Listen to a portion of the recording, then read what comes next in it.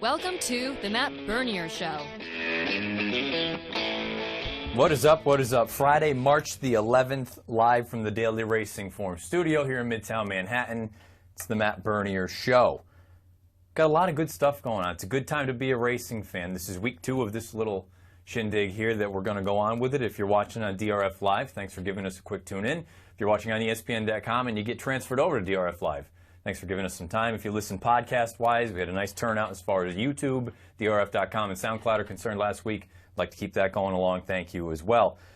This is going to be a very interesting show. We've got some things that we've got to tweak a little bit. Obviously, we'll talk about the 4 graded stakes races coming up at Santa Anita tomorrow afternoon. It's a big day, Santa Anita Handicap Day. Unfortunately, it looks like we're going to get a little bit of weather this afternoon and into tonight down in Arcadia. So we'll dive into that in some time. We'll go back and look at the 4 races we talked about last weekend, how the vulnerable favorites did, how the most likely winners did, and how some live long shots fared. We'll obviously dive into all of our normal headlines from DRF Plus, but we'll start off with the typical open here. And it's kind of just a situation where for a long time we've heard the sort of narrative that racing is dying or racing is on its sort of last leg. And I've just never really been a big believer in that. And going through last year, we obviously were fortunate enough to have Triple Crown champion American Pharoah for the first time in 30-some-odd years, since '78. But the immediate sort of concern became, well, now what? He's going to go away, and some of these other great horses that we've got, Liam's Map, Honor Code, Tonalist, they're all going to go away. Now what are we going to do? We're in trouble now. And we looked at some of the 2-year-olds, and we said, boy, they're not that fast, and who knows?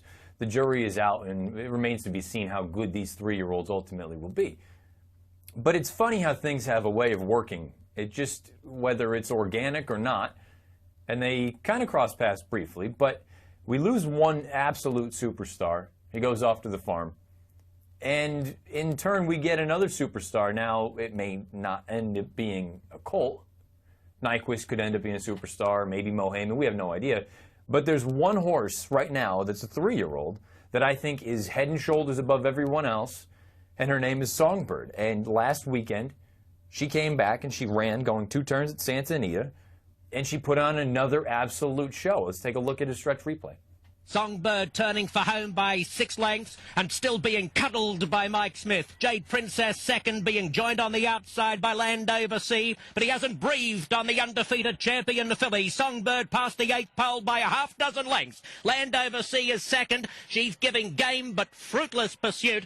It's all Songbird. She's got them beaten to a frazzle. How'd you like to earn 60 grand as easily as this? Songbird wins by, well, whatever she felt like.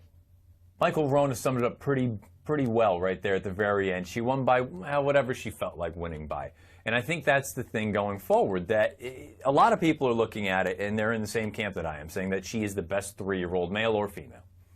But I'm starting to get a little bit more, I don't want to say bullish, but kind of to that point where maybe we're not just talking that this could be one of the best 3-year-olds of this generation, this crop of 3-year-olds. But I'm starting to wonder if we're talking about a filly that could ultimately become one of the all-timers. Now, maybe that's a little bit foolish for me to say this, considering at this point in her career, she's run 6 times. She is undefeated. But she's got, what, 3 grade 1s to her name, one of them being a Breeders' Cup, but it was a juvenile race, and maybe you want to look at that a little bit sideways. I'm thinking this filly could be sort of the next big one. And we've been fortunate in recent years. We've had some really good fillies and mares. We've had Beholder most recently. We've had Have the Grace. We've had Blind Luck. We've had a lot of really good female runners, even Zenyatta. Now, I'm not going to include Zenyatta in this next piece. Send your tweets at me for all the reasons why I'm an idiot and why I'm wrong, at Bernier_Matt. But Songbird, I think, could be the sort of filly that develops into just an absolute monster, and not just the best of the 3-year-olds, but possibly a horse of the year kind of candidate. And I'm going through it a little bit and trying to think, who is she reminding me of? She doesn't remind me of Zenyatta simply from a running style standpoint. And Zenyatta was a late 3-year-old when she finally got rolling along. I'm thinking along the lines of a horse like Personal Ensign, who we've got the PPs that we can throw up there in PDF form. They're going to look a little bit funky, but that's from the internal system. This is a mare, obviously, 13 for 13, unbeaten, and there's already some comparisons considering the fact that her running style. Personal Ensign was one that liked to be forward. That didn't mean that she had to outright be on the lead, but she liked to be forward. Now, Songbird's going to need to prove that she can sit off of a horse as the waters get a little bit deeper. But the big thing with Personal Ensign that you look at it, I think a lot of people want to say, well, 10 of her races were at Belmont Park, where she's stabled. And look, it is what it is. I get that. Songbird at this point, Southern California is a big thing. Now, she at least proved that she can ship to Keeneland and run at Lexington last October, and she got the job done. So the shipping concern, I don't think it's quite as big a deal for a Songbird as it is maybe for a horse like Beholder, who seems like she can kind of throw a fit from time to time. But Personal Ensign is one that I look at and say, you know what?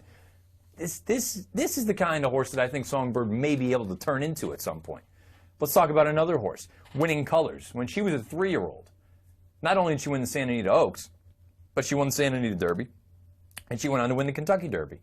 And the biggest thing for me with those first 6, 7 starts of her career, you look at the PPs of Winning Colors compared to Songbird, they are at the very minimum, it's basically the same horse. Because they're going on and they're doing things on the front, setting the tone, going on with it. Now the difference, obviously, Songbird is not facing the males. And this is going to be the grander point that I get to when we look at the next set of PPs for the horse that I really think this filly, Songbird, could turn into. I think she could be Rachel Alexandra all over again. And that's the most interesting thing and the most exciting thing for me going forward. We lose a superstar in American Pharoah, but we immediately go into Songbird. And you look at Rachel. Now, Rachel had a much longer 2-year-old campaign. You look, she debuted in May of '08, and she went on with things. But her 3-year-old campaign was absolutely smashing, and I'm kind of getting the feeling that we could be setting ourselves up for a Songbird Kentucky Oaks performance like the one we saw from Rachel Alexandra. He had no resistance whatsoever from Gabby's Golden back. And now Rachel Alexander's opening up. 5 lengths on the field. 6. Oh, a tour de force by the super filly, Rachel Alexander. Kevin Burrell isn't moving a muscle on her. She's going to destroy this field. Oh, super filly, you bet. What's the final margin? She might have won by 20. Rachel Alexander was absolutely spectacular. Tom Durkin with the call, and what might be one of my favorite calls of all time. Now, maybe I'm just an admitted fanboy because I've liked this filly since day one. But I look at Songbird and say, why can't she ultimately turn into something like that? I'd love to see her face the boys, and maybe it's not going to happen anytime soon. And we know what happened with Rachel Alexandra. We're going to see she came right back 2 weeks later, and she ran the Preakness against the boys, and she held off Mind That Bird. And the best thing about this was Calvin Burrell had won the Oaks on her. He wins the Oaks on Mind That Bird, and they both go to the Preakness, and he chooses the filly. He bypasses the opportunity to ride a Triple Crown potential kind of horse and go with the filly because he thinks that deep down she could be a once-in-a-generation. And I look at Songbird, and I understand she's not Triple Crown nominated, and there's a fair chance that we don't see her face boys for some time. But if she continues down this path, where she is just absolutely humbling fields, she's never been closer than 3 3/4 lengths in that race that we just saw. The Santa Isabel was the, think that real quick. The Santa Isabel was the closest final margin of victory of Songbird's career, and she was geared down. She was never asked to run a step. She's just so far superior to the 3-year-old fillies. I think she's better than any of the 3-year-old colts at this point. And I know she's not Triple Crown nominated. I would love to see her somehow. If she gets through everything, there's no guarantees, but if she could somehow win the Oaks, if she could run in the Preakness, I think that would be fantastic. My heart tells me it's not going to happen. My head tells me it's not going to happen. I really think the first time we'll see her face, boys, will probably be at Monmouth Park at the beginning of August in the Haskell, and we'll see what she can do. But I guess buttoning everything up, I think we're dealing with a horse that could ultimately be an all-time great, not just one of the great 3-year-olds or one of the great mares we've seen recently. I'm thinking she could be in line with a horse like a Rachel Alexandra, who is a Hall of Fame finalist. As far as young inductees are concerned, we'll talk about that when we come back from commercial break, which we'll take right now, the first one of the day here on the Matt Bernier Show. When we come back, DRF Plus headlines brought to you by DRF Plus. The Santa Anita Park season is heating up. Don't miss the legendary $1 million Santa Anita Handicap, Saturday, March 12th. Fans in attendance will receive a Santa Anita Park fleece blanket, courtesy of the San Manuel Indian Bingo and Casino. Watch and wager on an exciting day of live horse racing, including the Beer and Cider Festival right on the trackside. Or get the VIP experience in the Chandelier Room. For tickets and more info, go to santaanitapark.com. Say goodbye to your inner caveman. If you're making caveman bets on pick sixes, you could be leaving money on the table. DRF Bets Ticket Maker helps you build more profitable exotic bets and place them with one click. Raise your game with DRF Bets Ticket Maker. Be a samurai with your ROI. DRF Bets Ticket Maker helps you cut out unprofitable exotic bets before they happen and be the master of profits. Raise your game with DRF Bets Ticket Maker, the exotic wagering app.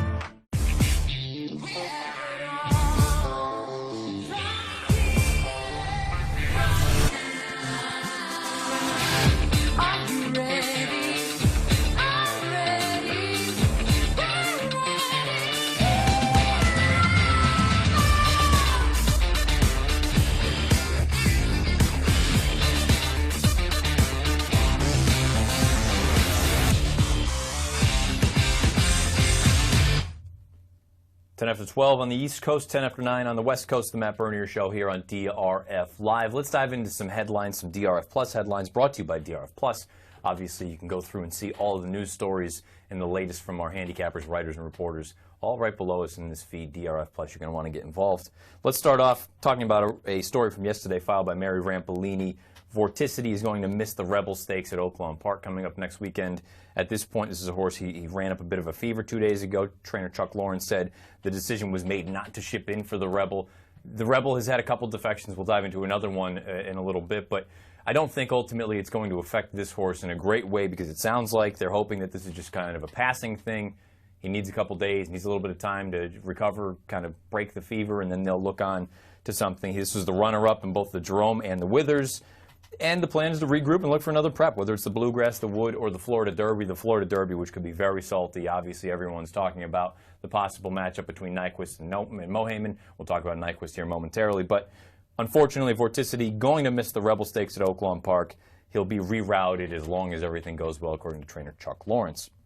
Let's move on to another Mary Rampolini story. One of the starters that's planning on running in the Rebel is Rallis. Rallis was a winner up at Saratoga at the end of the 2015 season. He worked 5 furlongs on Thursday at Santa Anita. Mario Gutierrez is scheduled to ride 5 furlongs in 1:02.1.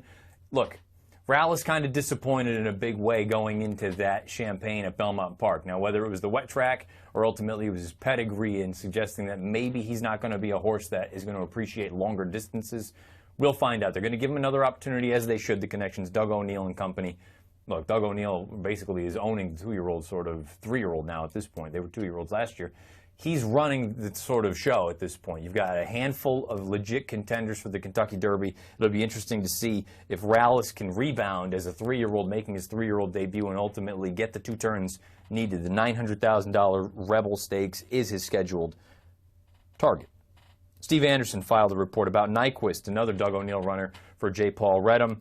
Opportunity also, they both worked on Thursday. Nyquist 5 furlongs, a minute 1 and 2/5 seconds, I should say. He's prepping for the Florida Derby. We just talked about it, the showdown with Mohaymen. That could be both the best thing and the worst thing. Because going into that Florida Derby, if everything goes as planned, Nyquist is going to the Florida Derby because Fasig-Tipton is putting on a bonus where a 2-year-old that was purchased at one of the sales last year, if they came back to win the Florida Derby as a 3-year-old, they would get $1 million bonus. So essentially, Nyquist is running in the $2 million sort of Florida Derby for himself. Mohaymen is not eligible for that bonus. And you look at things just on the square. Mohaymen, I talked last week how he needs to run faster, in my opinion, before I really look at him and say, I've got him ranked number 1, and we'll see my Derby top 5 here shortly. He's going to need to move forward, though, if I look at him and say, well, I can confidently say you're the horse to beat going into the Derby. At this point, I think he is, but going forward, you're going to need to run faster than that 95. Nyquist has run fast. He's yet to do it going 2 turns, though. He got that 100 in his seasonal debut. The question now, ultimately, is going to become, Mohaymen and Nyquist, they both have their spot in the starting gate for the first Saturday in May. Nyquist is more likely than not going to be cranked up for that Florida Derby because obviously the connections want that $1 million bonus. I don't know that Mohaymen is going to be cranked up 100% anyway. I think Nyquist is going to have the screws put to him ready to go. And that'll be the most intriguing thing coming out of it. Maybe Nyquist becomes the most likely winner of the Florida Derby, but does it hinder him going forward toward the Kentucky Derby? Distance questions as far as the pedigree is concerned, I understand that. But it'll be very interesting to see just how tight Mohaymen is for that showdown between he and Nyquist. And fingers crossed, knock on wood, they both continue on and everything stays well as far as the training is concerned. But it'll be interesting to see. Again, Nyquist, Thursday, 5 furlongs, 101-2, prepping for the Florida Derby. Opportunity, 5 furlongs and a minute flat. He's prepping for the Dubai World Cup. He would have fit very nicely into tomorrow's Santa Anita Handicap, but I can understand the connection saying, you know what, we want to go to Dubai. It's a $10 million purse. You run third, you're going to get just as much, if not more, than you would if you won the Santa Anita Handicap. I still think he fits in better here stateside. I think that track over at Meydan could be a bit of a hindrance for him. But at the end of the day, take a shot with him. And frank conversation, again, another, stop me if you've heard it before, Redham O'Neill, 3-year-old. He was the winner of the El Camino Real Derby up at Golden Gate on synthetic. He's a candidate for the UA Derby. He worked 5 furlongs at 102 and won on Thursday. It'll be interesting to see. I don't think at this point in his career he's much of a dirt horse, but I can understand why they want to take a look at it and see if he can handle the dirt. We know he's playing good on synth. He's a decent turf horse at this point. I don't know if he's any sort of a dirt horse, but I can't fault the connections for taking a shot and finding out. The one thing is they may run into Polar River. Polar River, bit of a tangent, but she's not going to come over for the Oaks. I think that's a good thing, but they're considering the option of maybe bringing her over after that for a race like the Acorn at Belmont Park. Jay Privman filed a story talking about Rachel Alexandra Zenyatta, Steve Asmussen, Victor Espinoza, Ramon Dominguez, English Channel, Kona Gold, Garrett Gomez, David Whiteley are Hall of Fame finalists. 4 inductees will be announced on April the 25th. I just talked about Rachel and how I try and make the comparison between her and Songbird. Another sort of side tangent on that sort of story. Songbird, Medaglia d'Oro.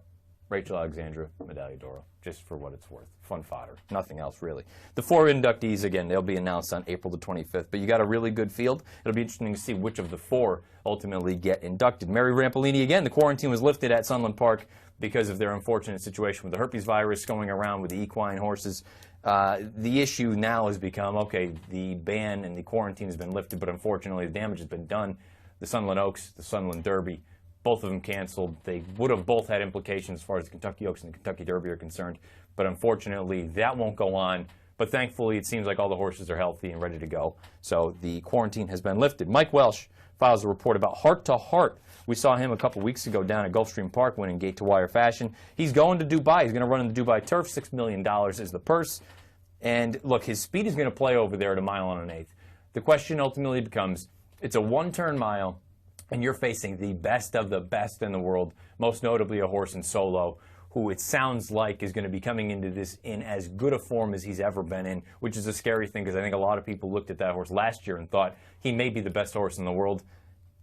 It'll be an interesting matchup. It'll be an interesting showdown because, again, those turf horses over there, they don't necessarily have that early gas that we do over here. Heart to Heart, a 1-turn 1 1/8. He's going to go over to Dubai and give it a run.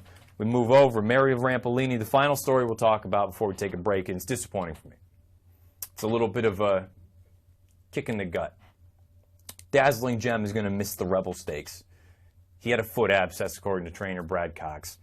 It popped on Tuesday morning, which doesn't sound very good. It's kind of graphic. But at the end of the day, that may have been the best thing that could have happened because he missed a few days of work. Okay, so they're going to regroup. If it's going to happen, and I said last week, 3-year-olds missing time at this time of year, it's never a good thing. It's very hard to overcome that. You've got to be a monster of a racehorse. But if it's going to happen, have this thing pop now where you've still got the ability to reroute him. And it sounds like Brad Cox is saying the Louisiana Derby is still very possible for this horse. He gives off the impression that 1 1/8, 1 1/4, he thinks he's a true router. The Louisiana Derby, again, is a possibility. And if not that, they're also considering the Bluegrass and staying home and running in the Arkansas Derby. The thing about the Arkansas Derby is being 1 week later than all the other major preps. Now you've only got 3 weeks going into the Kentucky Derby. And with a horse who essentially won't have started since the beginning of February, with one race going to be in the second week of April, and then the first Saturday in May, you're going to have to run going 1 1/4. I don't know if that would work. The Louisiana Derby, I think, is probably the one that they're truly targeting. And it'll be interesting. Again, he's going to miss the Rebel Dazzling Gem. It's disappointing from me. It will be reflected in my Derby Top 5 here when we come back from commercial break. Speaking of that, let's take a quick break. When we come back, we'll dive into some Derby talk. We'll look at the updated top 20-point leaderboard for the Kentucky Derby, and I'll give you a little bit of a rundown of what happened last weekend and my Derby Top 5. Stay here on the Matt Bernier Show. Here's Macho Uno! They're off in the Breeders' Cup Classic. Macho Man! Private Zone has run a 45 flat half mile and has opened up 2.5 lengths. Private Zone's got the lead close to home, and he's all by himself. Private Zone wins the Forgo. Does your online wagering platform want you to win? If they did, wouldn't they help you win? At DRF Bets, we're all about raising your game. That's why we give our players the data, tools, and know-how that no other service can. DRF Bets is more than a place to wager. It's a platform to help you play better and win more. Brought to you by the folks who love racing as much as you do. The Santa Anita Park season is heating up. Don't miss the legendary $1 million Santa Anita Handicap, Saturday, March 12th. Fans in attendance will receive a Santa Anita Park fleece blanket, courtesy of the San Manuel Indian Bingo and Casino. Watch and wager on an exciting day of live horse racing, including the Beer and Cider Festival right on the trackside. Or get the VIP experience in the Chandelier Room. For tickets and more info, go to santaanitapark.com. Back here on the Matt Bernier Show, 12:21 on the East Coast, 9:21 on the West Coast. Lunchtime here, Eastern, breakfast, cup of coffee in the morning on the West Coast. Breaking news before we dive into the Derby talk. I said last week we're going to have a little bit of sports, a little pop culture and whatnot. Breaking news, Johnny Football, Johnny Manziel, nixed by the Cleveland Browns. The least surprising news of all time, probably. What a disaster. Just wasted talent at this point. Hopefully he can get his act together because he can play a little bit. I still think he's much too small and his act doesn't work in the NFL. But for one of the best college quarterbacks we've seen in some time, it's disappointing to see the sort of path he's gone down. I digress. Let's dive into some Derby talk. It's brought to you by DRF Bets. We've got all sorts of good deals for you. DRF Bets, you can hop in there. Up to $200 speed-up bonus. Check it out. DRFbets.com. Let's take a look at the updated top 20 leaderboard as far as the Derby points are concerned. And last week, the big news was Shagaf was going to run up here at Aqueduct, and he got the job done. He gets 50 points for his victory. I got to be honest, I wasn't overwhelmed with the performance. The big thing everyone's going to take out of it is saying that the bias on the inside, he overcame it. He was game to get outside and run down a loose on the lead Lauban, who's also now in the top 10. And guess what? 22 points is pretty darn close to what it's going to take to get in. I look at Shagaf and say, you still got to prove it to me. He got an 87 buyer for that race. That's a decent number, but guess what? If he's going to really be considered one of the top Derby contenders going forward, you need to run a heck of a lot faster than that. It sounds like he's going to go to the Wood Memorial, but boy, at a short number, that's the kind of horse in the Wood that I wouldn't be jonesing to bet on. And I know Chad Brown came out and said that he was looking at it and they wanted to get him a little bit of experience. They wanted to have him in behind horses, taking some dirt, this, that, and the other thing. I don't know. Again, for a horse that's supposed to be the bee's knees and everybody and their brother was talking him up to be the next up-and-coming, saying, you know what, well, Shadwell's got Mohayman, but guess what? They've got Shagaf. He's really the one. Didn't blow me away. I don't want to say it was life and death, but it took him quite a while to run down Lauban, who, at the end of the day, Lauban's still a maiden. And the most interesting thing about that is going to be, we just saw, he's 8th right now in the top 20 leaderboard. Lauban, if he goes, Eric Guillot, we know Eric Guillot's situation at this point. It seems like most of his horses, when they get into a race, they're going to go. Go back to Moreno, you see some of these other ones. If Lauban gets into the Derby, one, not only will it be interesting because we essentially are going to have a maiden in the Kentucky Derby, but he will probably ensure that there's a decent pace, which has been my concern going forward. That you look at it and say, the recent sort of implication of this point system has been that it seems like we're getting much more reasonably run route races where you're getting a half mile and 47 and change rather than what we've seen in the past where it was a graded stakes earnings thing sort of that gets you into the Derby. If you hit X amount of graded stakes earnings, you were going to get a starting spot. So that's why you had a Trinidberg go out there and run 45 and 4 because he was out sprinted by Bodemeister, who might be one of the most talented horses we've seen in a long time. Again, another story for another day. But ultimately, if Lauban gets in, we may have a 46 and change for a half mile, and maybe that plays into the favor of these horses that need to come from the back of the pack, where now all of a sudden it's a pretty fair game where these past 2 years, horses that have had that, now look, tactical speed is always going to be valuable, whether there's a 46 half mile or a 48 half mile. But at least with a 46 half mile, the horses that are going to be sort of that one-run closer, they're going to have a more realistic chance. And I think that plays into the hands of a Motom, a Sudden Breaking News, you name it. Some of these other ones, a Brody's Cause, who we'll see in the Tampa Bay Derby coming up tomorrow at Tampa Bay Downs. They'll at least get an honest opportunity if we have a fair pace. Last year, you saw a horse like Frosted, who was very, very compromised in the Kentucky Derby simply because they didn't go that fast. The 1, 2, 3 runners at the half and at 3/4, they finished 1, 2, 3. Maybe they're just simply the 3 best horses. But I look at it and say, if you had gotten a 46, Frosted's late kick is going to be accentuated. And I wonder, if you get Laubahn in there, maybe all of a sudden we get an honest pace. Again, the most recent start, Laubahn, not really all that thrilled with it. He rode the inside, and I don't think it was a speed track. I think it was inside, and inherently inside favors speed. Speed's going to get over and get to the rail. They're going to go on with it. Shagaf, he was good. Don't get me wrong. But he was not nearly as good as I was kind of hoping he was going to be. His best buyer was his career debut, his first start, going a 1-turn mile. He's bred to run all day. He hasn't done much wrong, but he's going to need to be better, I think, if he's going to be considered a proper Derby contender. Let's take a look at my top 5, and I said it. Unfortunately, Dazzling Gem is gone, and Shagaf is not the one that's coming in. Number 1, Mo Heyman, nothing changes there. More Spirit, we'll see him tomorrow, and we'll talk about him momentarily when we go over some of the races. Nyquist, again, he hasn't done anything wrong. He's undefeated, the 2-year-old champion. He's going to need to prove to me that he can run fast going 2 turns. Motom stays there at number 4 for Tom Amoss. Think he's in. He could be a huge beneficiary if we do have that honest pace signed on. And let's go to the new inclusion to the top 5, for my top 5 anyway. Sudden Breaking News. Let's take a look at his most recent race when he emerged victorious. As they run to the top of the stretch in the Southwest, Siding Spring confronted by American Dubai, and here's Collected off cover, and Collected is set down driving with Whitmore widest of all through the final furlong. Whitmore coming after American Dubai from far back. Sudden Breaking News is really rolling. Here's Sudden Breaking News. He was 14th down the backstretch, but he's charging hard, and Sudden Breaking News wins it going away. Whitmore second, third American Dubai. Again, he's the kind of horse, and you saw the way that he extended through the wire and down the lane. That's the kind of horse that would really, really benefit if you had a horse like Laubahn, who, guess what? Let's be honest. He's a nice horse. He can't win the Kentucky Derby. But if he got in and set things up for a horse like Sudden Breaking News, all of a sudden, he becomes a heck of a lot more interesting. Now, again, you're going to be at the mercy of pace and traffic if you're that sort of one-run closer. And by the way, Pete Aiello with the call at Oaklawn Park in the Southwest Stakes. If you get an honest pace, Sudden Breaking News becomes a heck of a lot more interesting. If we get a 48, boy, he's going to have to be an absolute super horse to come rolling from the back of the pack, probably widest and furthest back, if he's going to run down the leaders. It'll be interesting to see, again, if we get that honest pace signed on. If we don't, these late runners are going to be compromised a little bit. Motom, Sudden Breaking News, a Brody's Cause. Be very interesting to see how he comes back in his 3-year-old debut.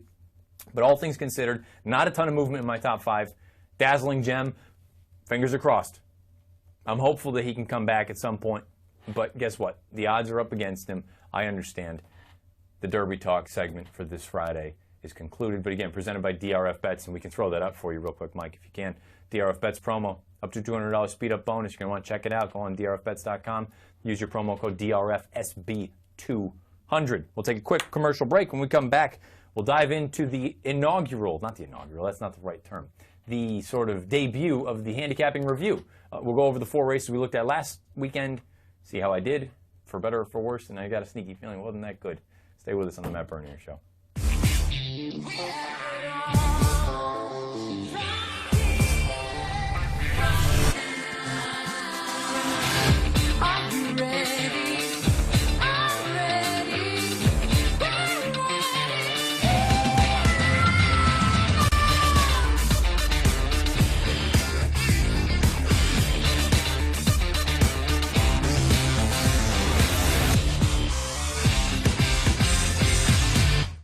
The Santa Anita Park season is heating up.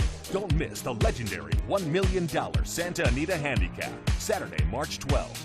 Fans in attendance will receive a Santa Anita Park fleece blanket, courtesy of the San Manuel Indian Bingo and Casino. Watch and wager on an exciting day of live horse racing, including the Beer and Cider Festival right on the trackside. Or get the VIP experience in the Chandelier Room. For tickets and more info, go to santaanitapark.com. Here's Macho Uno. They're off in the Breeders' Cup Classic.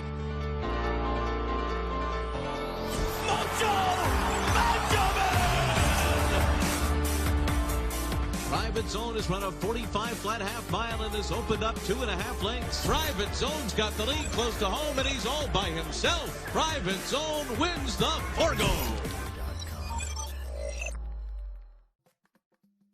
Say goodbye to your inner caveman.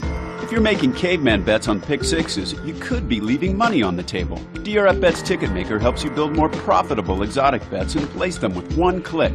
Raise your game with DRF Bets Ticket Maker. Be a samurai with your ROI.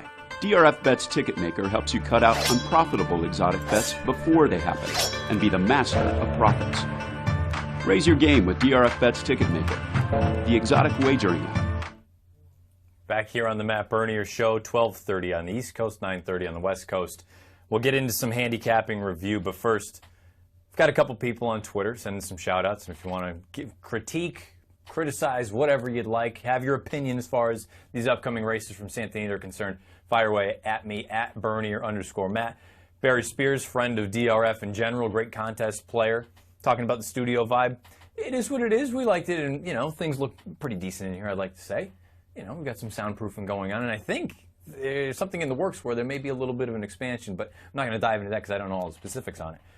One of my friends from growing up back in Massachusetts, John Roberts, with the best question of all time.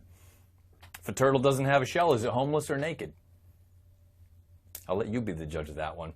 And Derby News, has anyone seen myself and Charlie Weber in the same place? I'm not entirely sure who Charlie Weber is. I'll have to look him up.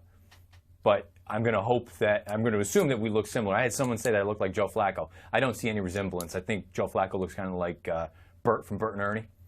Another story for another day. Let's dive into some handicapping review. It's brought to you by DRF Formulator. The 4 races that we took a look at last weekend on the show. Let's start off with the Gotham. We've kind of tipped it a little bit. I thought that Shagaf going into the race was a vulnerable favorite. I thought he was going to be in that 7 or 8-5 range. Let's throw it to Travis Stone as they turn for home. As they hit the top of the stretch, Lauban trying to see it out, turning for home in front. Sunny Ridge on the outside to the attack. Shagaf swings wide for the stretch drive 2. Adventus is coming down the center of the track as well. 1 furlong left. Lauban down inside, narrow lead. Sunny Ridge fights on. Shagaf keeps on grinding away. So to Adventus on the far outside. 16th to go. Lauban's trying to see it out. 16th left. Here comes Shagaf with a final surge. A final surge to win the Gotham. Again, Travis Stone with the call. Again, Shagaf gets the job done, so me calling him a vulnerable favorite, I suppose the fact that he won, I was wrong. But there's a part of me that looks at it, and I think anyone that's a serious player of this game knows that that's the kind of horse that, the way that he won, that's not how you want to see an even money shot get the job done, or 6-5, whatever he ended up going off at. He just kind of grinded away, and got the job done. He's going to need to take a big step forward, I think, if he's got to be considered a legitimate Kentucky Derby contender. By the way, coming out of that Gotham, I want the 3rd and 4th place runners. I want Adventus, and I want Sunny Ridge. Sunny Ridge, I don't think, is a true classic sort of distance horse. He could be good between a mile, maybe even a mile and 8. It's probably pushing it, though. I'm thinking a race like the Pegasus at Monmouth Park over the summer will be good for him stepping into the Haskell. And also, Adventus, I don't know if he's going to be good enough, and I don't know if the Derby is the right time. He's the kind of horse for Leo Giamatti that I look at and say, he's got ability. He just doesn't know what the heck's going on just yet. Once he finally puts it all together, and again, the Derby may be a little bit quick, because we're up against it now. We've got about 5 weeks. I look at that horse and say, you could be a Travers player down the road once you get to Saratoga. Again, Shagaf gets the job done, so I guess technically I was wrong with him being a vulnerable favorite because he prevailed at 6-5, but guess what? You can have him all day at 6-5. Let's move on to the Gulfstream Park Handicap. I thought Valid was the most likely winner. I thought Anchor Down was an intriguing long shot for Todd Pletcher. Larry Colmus with the stretch call. Stanford runs with him and cuts the corner. 3/4 in 109 and 1. They're into the stretch. Stanford and Anchor Down. Valid comes up after them on the outside. At the rail, Blofeld is 4th. It's a knockout. It's 5th. Oh, a bad step there for Valid in mid-stretch. Valid stumbled. They're coming to the wire. Stanford, Blofeld, Anchor Down to the finish. It is very close on the wire. almost had a heart attack watching that. As Valid and Anchor Down, I don't know, well, clearly they ended up taking Anchor Down from third to fourth. They disqualified him a position and put Valid up. First and foremost, the positive. It sounds like Valid came out of that no worse for the wear. He had some scrapes, couple cuts, but structurally, physically, he's fine. Marcus Vitale seems to think that he'll fight another day, which is fantastic. He moved over $1 million in earnings there. Again, this is going to sound like sour grapes. I thought he was coming back on the outside when he got drifted into by Anchor Down, and unfortunately took that bad stumble, and luckily he didn't go down, thankfully. Anchor Down, I thought ran a bang-up race considering this is a horse that was his second start in a long time. He was stretching out from 3/4 to 8 furlongs, and he set legitimate fractions throughout. Now, look, he got run down by the Pletcher, his stablemates at this point. Blofeld, who, again, the tip of the cap to Dan Illman and Mike Beer, they both like Blofeld, and they scored at 9-1. But Stanford ran a good race, too, and I've got to give credit where credit's due. Stanford's never been a horse. I liked him as a 2-year-old. When he debuted at Monmouth Park and he came up to Saratoga, and he ran in the Sanford, I believe. Somebody correct me if I'm wrong on Twitter, at Bernier_Matt. I believe it's the Sanford. Joe Bravo rode him. He didn't pick his feet up. And after that, I said, oof, maybe he's not as good as I thought he was. And then as a 3-year-old, you look at him, he's just kind of easing in and out of races. He got humbled by Materiality in that Isla Morada Stakes. I didn't think he was that good, and I've probably been too down on this horse. I thought that was a very gutsy performance from him there at that point. You know what he is, though. He's a 7-furlong, 1-turn miler. I don't think he's anything more than that. Blofeld wouldn't be stunned. Look, they're going to go on with him, I'm sure, but at the same time, you've got a graded stakes victory as a 4-year-old, a graded stakes victory as a 2-year-old. By Quality Road, seems like he's a real miler. I don't think he's a mile kind of horse, but it'll be interesting to see where he goes down the road. Maybe the Carter is the next step for that horse.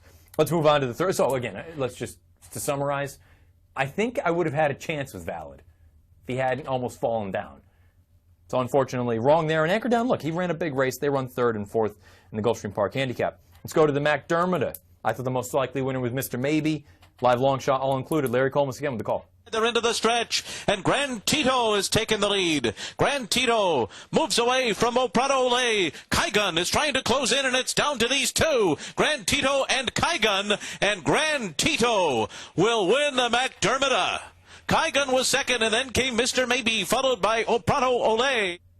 Very big effort from Grand Tito there, and that makes him interesting going forward because this is the first time he stretched out to that sort of marathon distance.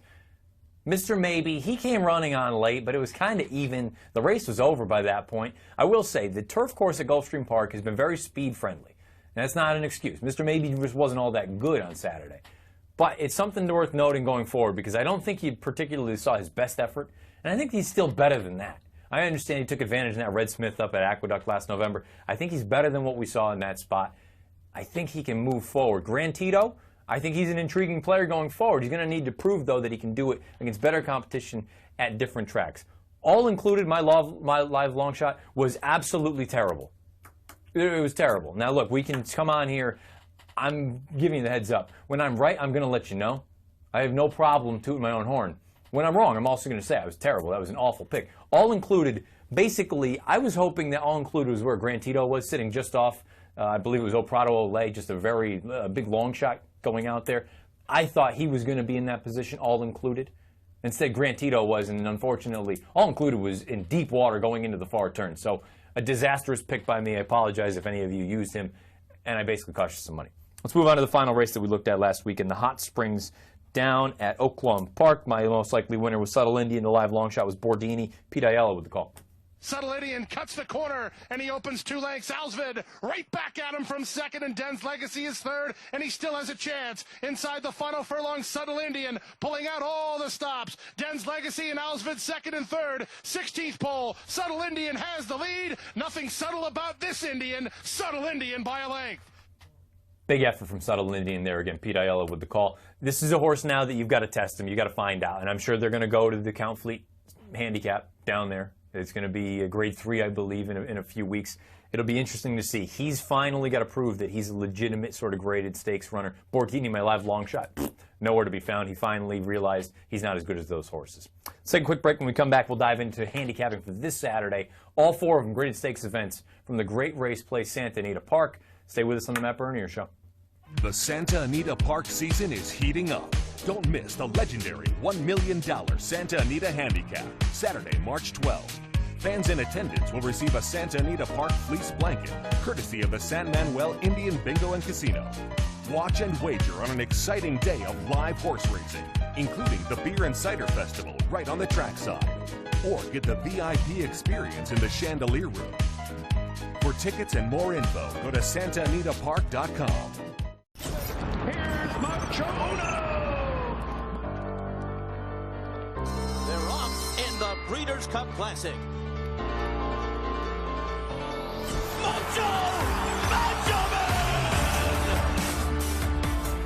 Private Zone has run a 45 flat half mile and has opened up 2.5 lengths. Private Zone's got the lead close to home and he's all by himself. Private Zone wins the Forgo.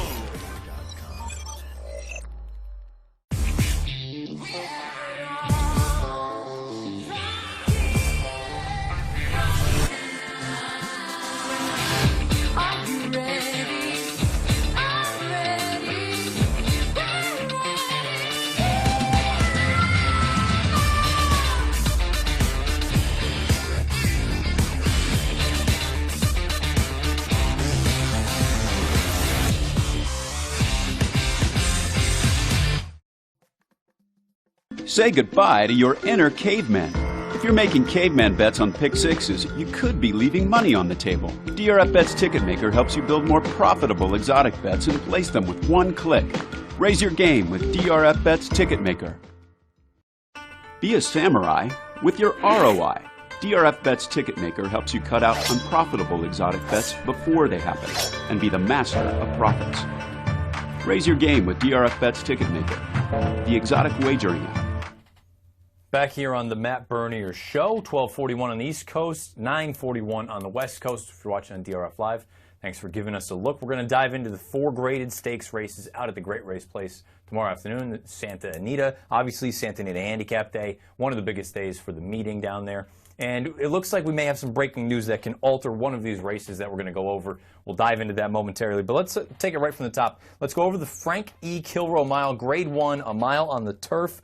I think there's a vulnerable favorite in here. And if you'll notice, I took the advice of the people on Twitter saying that, you know what, the soundboard, until we work out the kinks, we're not going to use it. So I'll just announce it all at this point. The handicapping preview, by the way, again, brought to you by DRF Formulator. A vulnerable favorite, I think, is Bolo. Now, let's take a look at Bolo's most recent start. That was last time out in a Grade 1, I believe. Grade 2, the Arcadia. This is his first start in a long time. He's got to run down a really fast horse, and obviously on the front end. There's a couple things, though. He was 7-1 in this spot. You see him if you're watching on DRF Live. Still on his left lead right now. Still. He finally changes over to his right and kicks on and just gets to, obviously, in the shadow of the wire. And I look at it and say, look, Bolo has every right to win. But he's 2-1 now, and he was 7-1 then. And I can make the case that this field that he's going to be facing on Saturday is every bit, if not more difficult to deal with than the horses that he had to beat in that Arcadia in his return effort. Now, the other thing to keep in mind is he's a horse that likes to be forwardly placed. And this is a race, I think, from top to bottom. Ohm isn't fast enough to get to the lead. What of you likes to be forwardly placed? He'll be close. Bolo likes to be close. Kenji Storm, who I think is going to be 100-1 legitimately in this race, he likes to be forwardly placed. Midnight Storm likes to be forwardly placed. And now, I don't know how you want to pronounce it. Detreville? I'm not a linguist. He's coming over making his North American debut. He's normally forwardly placed in his races over in Europe. I just think with all the other speed sign on in this spot, boy, it could make things really difficult for Bolo, and I also find it fascinating. I know a lot of people say you're reading too much into jockeys and you got more things to worry about. Mike Smith is aboard Bolo this time around. In that Arcadia, Mike Smith was on, obviously. Flavian Pratt was aboard Bolo. Flavian Pratt chooses to go on the number 3, Bala Bali, today for Dick Mandela.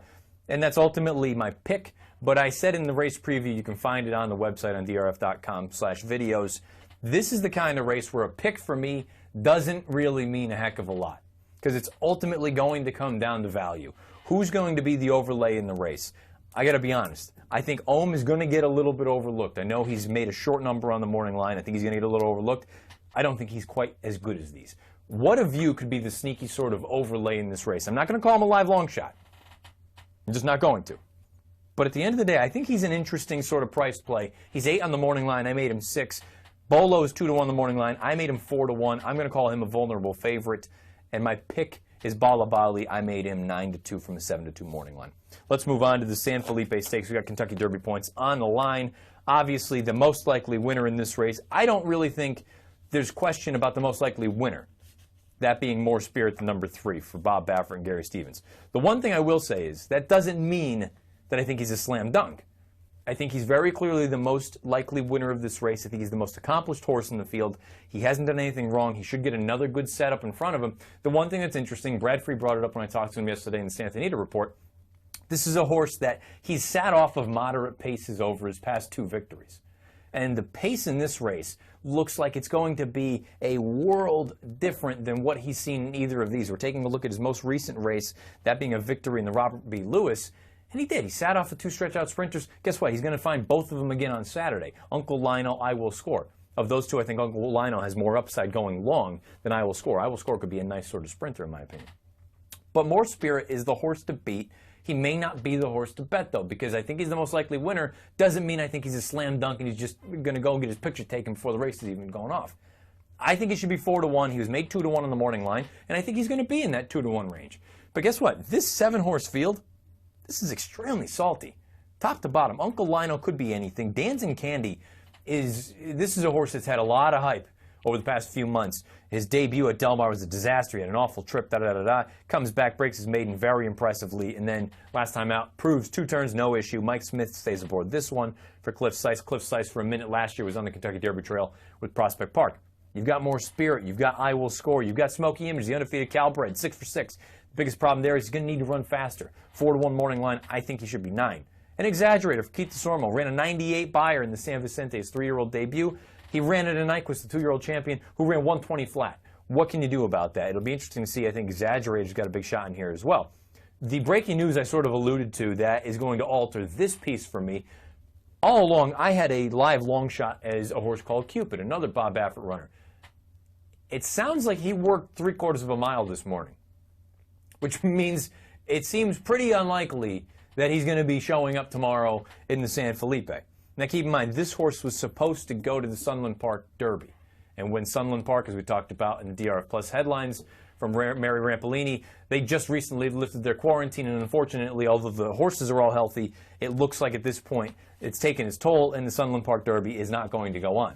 So that's something you're going to want to stay in the loop and pay attention to down below us right now in the live feed. I'm sure Steve Anderson or Brad Free or Jay Privman, someone will have an update on that. If in fact Cupid did work 3/4 of a mile this morning, he will not be running tomorrow. If he didn't, we'll see him tomorrow. He may be a bit of a live long shot. Let's go on to the San Carlos Stakes, 7 furlongs. I think it's a really fun race. Really fun race. You can go a number of ways. I have to say that a vulnerable favorite in here is a horse I've always liked. That's the outside runner, the 8 Kobe's Back. We take a look at his most recent start. He was victorious in the Palos Verdes.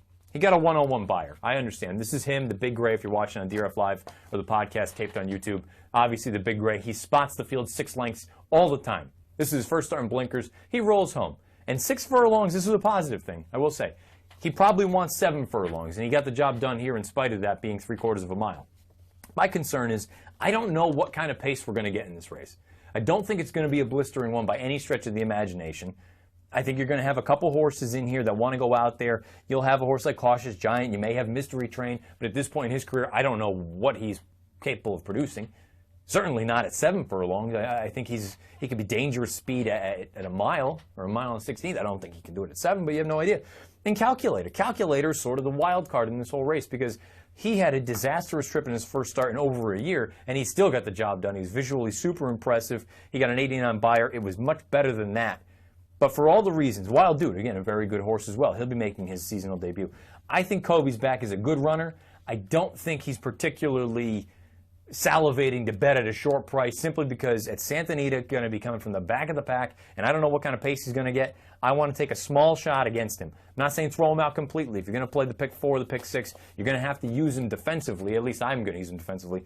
But I think he is a vulnerable favorite at a short number. Let's move on to the big one, the granddaddy of them all, the Santa Anita Handicap. 9 horses. A lot of people have said this isn't your dad's Santa Anita Handicap, your brother's Santa Anita Handicap. I heard the boys on the DRF podcast talking about it. I understand.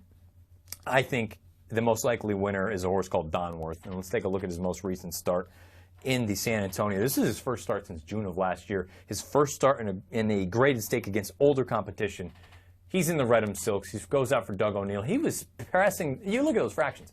23 flat, 46 and 4, 10 and 2. He was pressing Cat Burglar. He put Cat Burglar away, and he got run down late by Opportunity and Imperative. I think Donworth takes a huge step forward here on Saturday. Huge step forward. I think he goes out there and he's going to put on a show. I said it in the preview. I'm being bullish on this one. The price probably isn't going to be very good. I made him 5-2. He's 3-1 on the morning line. I think he'll be between 2-1 and 5-2. I think Donworth is going to run a hole in the wind tomorrow. We'll have it on DRF Live starting at 3 Eastern. Dan Illman, Mike Beer, and then we'll transition into Illman and myself. I think he puts a hole in the wind tomorrow. Now, I will come on here next Friday and admit if he ends up running terribly that I was wrong, but I've got a sneaky feeling he's going to put on a show for us tomorrow. Donworth, I think, is going to be the most likely winner of the big cap, and I think he's going to prove himself to be a legitimate contender for the Breeders' Cup down the road in the Breeders' Cup Classic out of Santa Anita. Take our final commercial break here on a Friday. When we come back, we'll give you the weekend preview as far as tournaments are concerned, and then we'll throw in a little bit of a fun random video. Stay with us. The Matt Bernier Show, the final segment. Does your online wagering platform want you to win? If they did, wouldn't they help you win? At DRF Bets, we're all about raising your game. That's why we give our players the data, tools, and know-how that no other service can. DRF Bets is more than a place to wager. It's a platform to help you play better and win more. Brought to you by the folks who love racing as much as you do. The Santa Anita Park season is heating up. Don't miss the legendary $1 million Santa Anita Handicap, Saturday, March 12th. Fans in attendance will receive a Santa Anita Park fleece blanket, courtesy of the San Manuel Indian Bingo and Casino. Watch and wager on an exciting day of live horse racing, including the Beer and Cider Festival right on the trackside. Or get the VIP experience in the Chandelier Room. For tickets and more info, go to santaanitapark.com.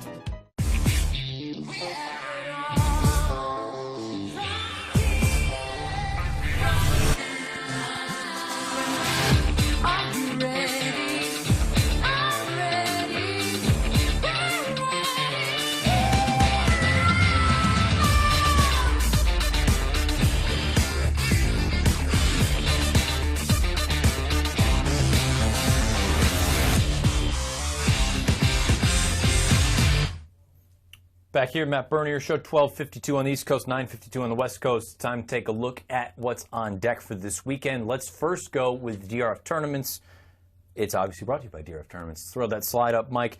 We'll dive in NHCQualified.com on Saturday, March 12th. $162 entry fee. Up to 4 NHC packages are awarded. 3 of them are guaranteed. What is entailed inside of an NHC package? NHC entry, 4 nights at the Treasure Island Hotel and Casino, $1,000 travel stipend. The NHC Tour points will be awarded to the top 10% of the finishers, 280 entries, 1 for every 70 entries. Let's move over to BCQualify.com. Sunday, March 13th, $100 entry fee. Top 10% will advance on to round 2. In round 2, you'll have up to 8 full Breeders' Cup Betting Challenge packages awarded. What does that entail? $10,000 BC entry, $7,500 is live bankroll, $2,500 is your entry fee. You get a $500 travel stipend. Round 2 is going to be happening on March the 26th. And let's go into DRFQualify.com. I said it last week. I'll say it again, even more so this week. Of the 3, I'm not saying you should pick one or the other. Play all 3 of them. But the DRF Qualify contests, you kind of have to play these ones. March 12th and March 13th, Saturday and Sunday, $320 entry fee. Up to 3 Ultimate Betting Challenge packages will be awarded. 2 of them are guaranteed for each. $4,500 entry fee, $500 travel stipend. And why is there such an onus on DRFQualify.com this weekend? Because guess what? You're playing to get into the Ultimate Betting Challenge at Santa Anita Park or Gulfstream Park. That's next weekend. So this is it, the last-ditch effort. If you want to get out there and you're not going to be putting up the $4,500 or the $5,000 yourself, you want to get on DRFQualify.com and get involved. Saturday and Sunday, you've got 2 more opportunities to get involved to qualify for the UBC. Otherwise, you're going to have to go out to either Santa Anita or Gulfstream next weekend and buy in yourself. But again, DRFQualify.com, BCQualify.com, NHCQualify.com this weekend. All good stuff. Mike, do we have the slate for DRF Live tomorrow? We got a big, heavy slate going all day. Top to bottom, starting at 3 Eastern. This is the first of 2 pages. Obviously, you see, it's graded stakes galore. We've got Florida in there. We've got Tampa Bay Downs. We've got Aqueduct going on. We've got Gulfstream Park. And obviously, we've got a big slate at Santa Anita Park. It's going to be a late one for us tomorrow on DRF Live, starting at 3 Eastern. Dan Ellman, Mike Beer will transition over to myself and Dan Ellman. We'll bring you right through the Santa Anita Handicap and the China Doll, which will be the finale on the turf for 3-year-old fillies. Now it's time. Let's have some fun. We've got an odd sort of thing. And again, it'll be a random video or random feel or whatever you'd like to call it. Fun fodder, whatever. This is from a long time ago, and some of you are probably even aware of this if you pay attention to the Fairgrounds at all. But before I came in last week, Dan Ellman was going through and watching replays and looking at charts. And let's first throw up the chart, Mike. This is from the Fairgrounds on January the 15th, the 9th race, the finale down there. And you look, and it doesn't look like anything crazy happened, right?